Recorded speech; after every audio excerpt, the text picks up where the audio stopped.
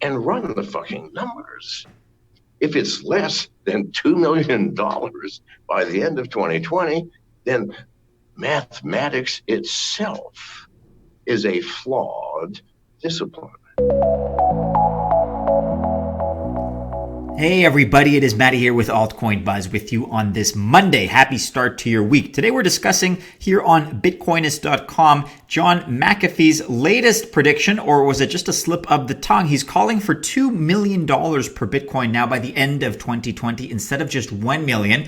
However, here are 5 reasons according to the site why that prediction may not quite be as outlandish as you'd expect. We're also talking about one of those underlying variables here on altcoinbuzz.io, i.e. the upcoming Bitcoin halving, Bitcoin price and the upcoming halving. What is the impact? Then on crypto.com, we're discussing some updates here on Twitter that will alert you to regarding the Tomo listing on the app. And finally, we'll round things off today with a look on CoinGape.com at Trade Wars, who will be ad support for TRC20 Tether with offer. Will it pump up the volume? Before all that, however, let's start with a snapshot of the market. Things are up a little bit, not too bad at 223.9, just under 224 billion total market cap over the last couple of days. We've gotten a nice little, at least a modest boost. As you can see, Bitcoin is up 3.12% at the time of this recording at $8,266. You have some other projects, notably Bitcoin Cash, which is up 6.75%. Bitcoin SV up 15.62% in the last 24 hours.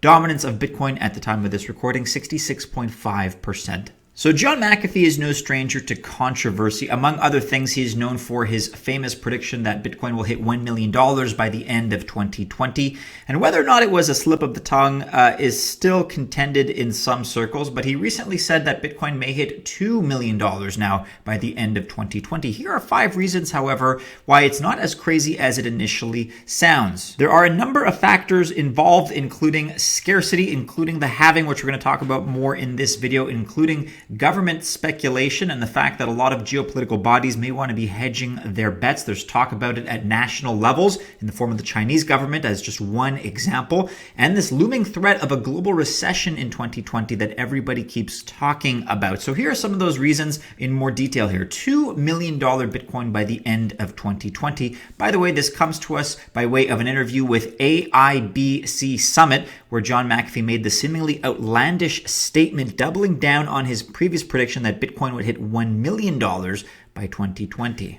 Okay, reason number 1, and this is going to be in conjunction with a lot of other reasons. I wouldn't say this is a standalone reason, but we've talked about how Bitcoin is increasingly scarce. There are fewer than 3 million Bitcoin that have yet to be mined until we hit that magic number of 21 million, and the reward blocks are only going to keep decreasing for the next 100 plus years. Therefore, the further we go ahead in time, the more scarce Bitcoin will become as a digital asset, and that may well lead to a price surge. Number 2 is the fact that you have $2 trillion or more in the form of institutional investment. Bakkt's launch has been dire so far, but that doesn't mean things will continue this way. Institutional investors are likely stalling due to the uncertain regulatory climate in the US. We're talking, of course, about the SEC, the Securities and Exchange Commission. But according to data from the Federal Reserve Bank of St. Louis, there are currently some $2.14 trillion parked in institutional money funds right now, just looking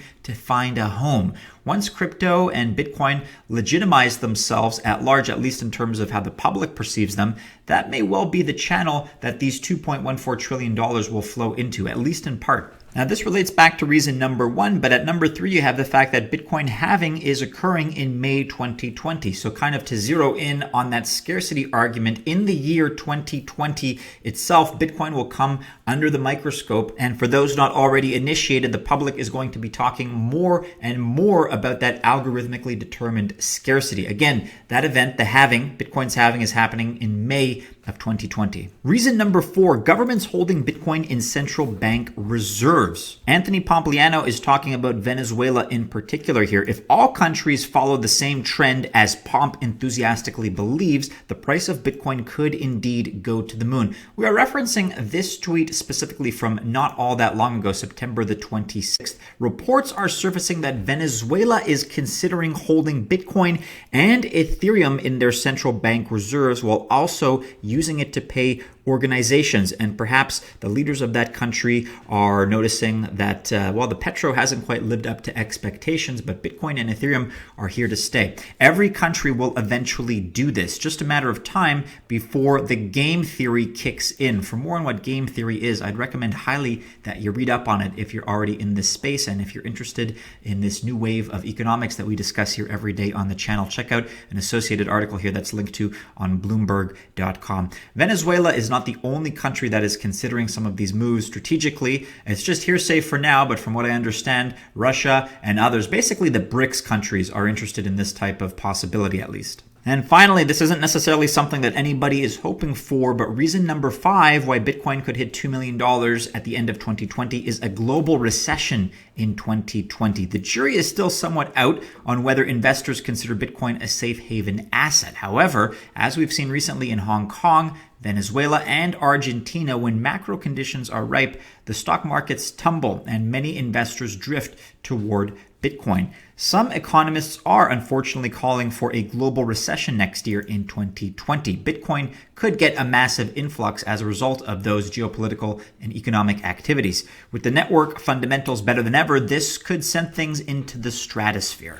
Let us know what you think about these top 5 reasons, members of the Altcoin Buzz Army, and if you'd like to add to them, leave us your thoughts as always in the comments below. We're looking now at this piece on altcoinbuzz.io, Bitcoin price and the upcoming halving. What's the impact? Article by Deepika. Are we about to witness a dramatic price surge again? As Deepika outlines here, if you're not familiar with what a halving is in the world of cryptocurrency, it's basically a checkpoint in the algorithm of that given project that redistributes or redefines the block reward. So currently Bitcoin every 10 minutes or so issues a block on the blockchain, and the reward for those miners that solve that node of the block is 12.5 Bitcoin. Not too bad. Well, as many of you know, it used to be 25, and it used to be even higher than that. So in May of 2020, that block reward is going to be adjusted once again. What does that mean for the future? Well, we're not too sure. History never quite repeats itself, but sometimes, as people like to say, it does rhyme. So what does this mean? Well, looking back at the first halving in November 2012, just before that halving, Bitcoin was about $11 and the block reward was set to 50 Bitcoin per block. After the halving, the block reward was reduced to 25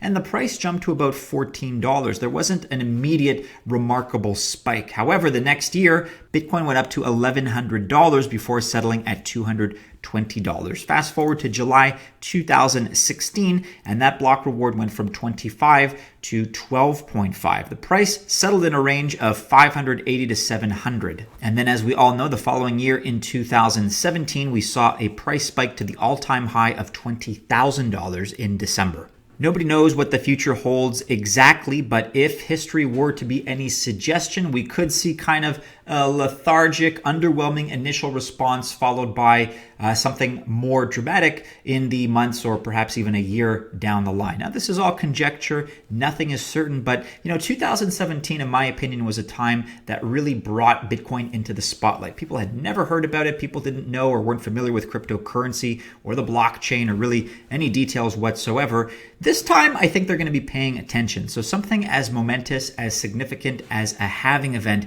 is going to get more attention, whether that's organic attention, whether it's direct or indirect attention. I mean, at this point, there will be no such thing as bad publicity. So I think this is the kind of thing that is a leading indicator. In other words, this will precipitate something, a price action, a spike, a hysteria in terms of the price movement that will only express itself, as I said, months or even a year, maybe 2 years down the line. But eventually there is going to be a response, and I do feel that the Bitcoin halving does play a pretty important part in terms of that response. Here with an update now on Twitter, we have @crypto.com. To welcome Tomo to the Crypto.com app, join the Tomo listing promotion with a total prize pool of 36,000 Tomo up for grabs. And for more information, you can check out blog.crypto.com. And here is that very story, Crypto.com app Tomo listing promotion. So here are all the details. Crypto.com celebrates the addition of Tomochain on our platform with a listing promotion where we will be giving away 40,000 Tomo. So this contest began on the 16th of October. You still have a couple of days. It's ending on the 23rd of October. Here are the eligibility requirements and some of the information. All Crypto.com app approved users except citizens and residents, unfortunately, of the United States. Users must perform a minimum purchase of both $100 worth of Tomo and MCO within the promotion period. Tomo trading competition. All eligible participants will share 36,000 Tomo reward based on their Tomo total net buys, for which you can find the formula right here. As usual, it's an exciting time for Crypto.com. You can check out more information, their roadmap, all that they're about here on the website, which is, of course, Crypto.com. Finally, for today, we're looking at this article on CoinGape.com. Trade Wars. Huobi adds support for TRC20 Tether with offer. Will it pump up the volume? So in brief, Huobi welcomes a new taste of Tether. Huobi, just like Binance before them, have announced support for TRC20 USDT.